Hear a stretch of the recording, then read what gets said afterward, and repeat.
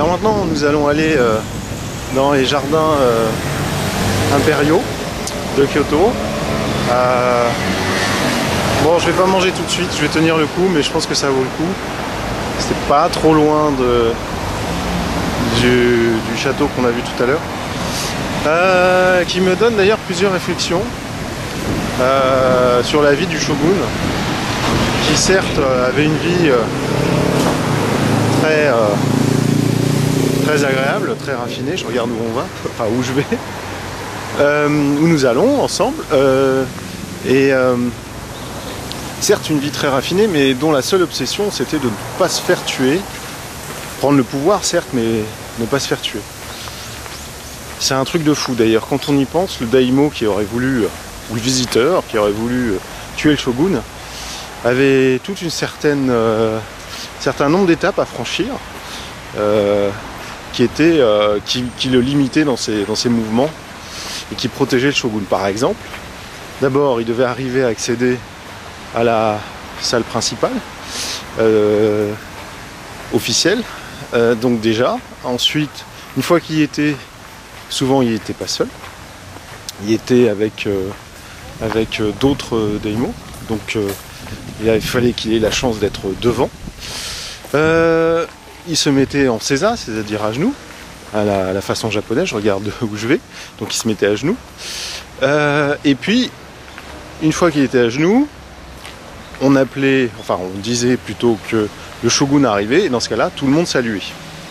Donc, il était tête baissée, à genoux, peut-être au fond de la salle. Bon, imaginons même qu'il soit devant les visiteurs, avec les visiteurs à la première rangée. Eh bien, il fallait ensuite, imaginons donc qu'il décide follement, dans un coup de folie, ou stratégique, je ne sais pas, qu'il décide de vouloir tuer le shogun. Il fallait qu'il franchisse d'abord les ministres, qui étaient de chaque côté. Il y en avait deux d'un côté, au moins deux d'un côté, deux de l'autre. Ensuite, qu'il donc se lève d'un coup, en franchissant les ministres, avec son grand kimono très très long, dans lequel il pouvait vraiment se prendre les pieds.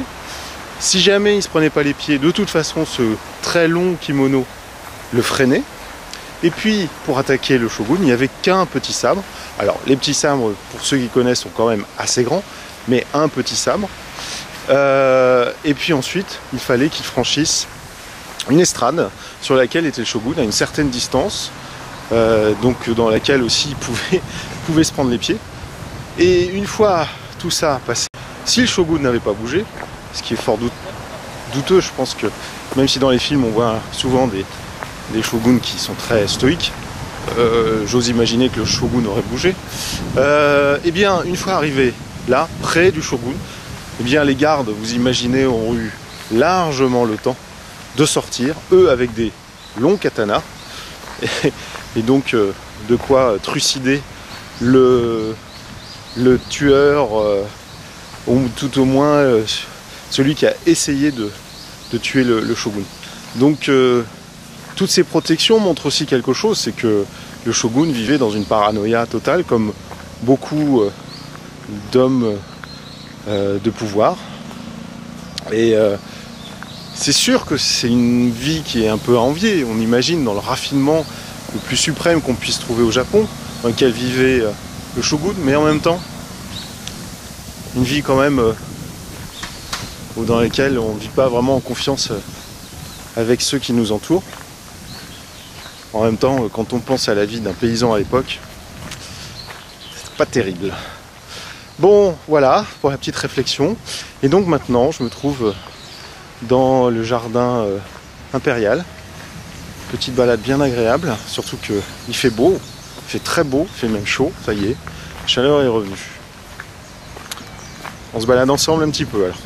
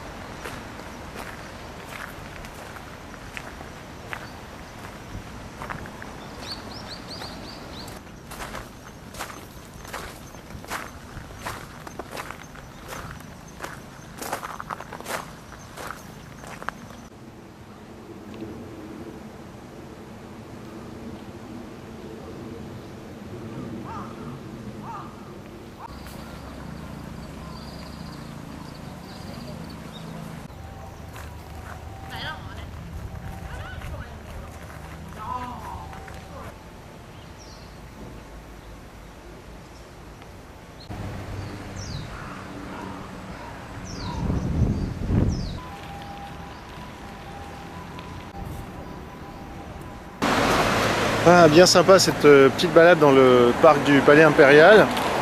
Oula, j'ai failli me faire écraser par un vélo. Bon bah maintenant, oh là, il fait magnifique. Maintenant retour au centre de Kyoto.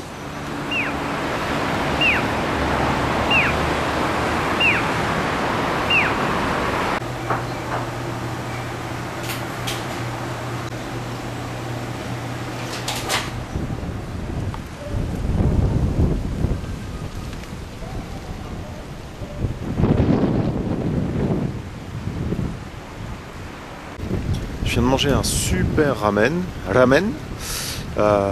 Je suis en pleine forme, ça va beaucoup mieux. J'avais vraiment très faim. Bon, c'est pas le plus intéressant. On va se faire une autre petite visite d'un grand temple. Le temple de l'Ouest. Que je dise pas de bêtises. Oui, c'est ça, de l'Ouest, un temple Hongaji. Voilà, Hongaji Nishi. Nishi Hongaji, ce qui veut dire le temple Hongaji de l'Ouest.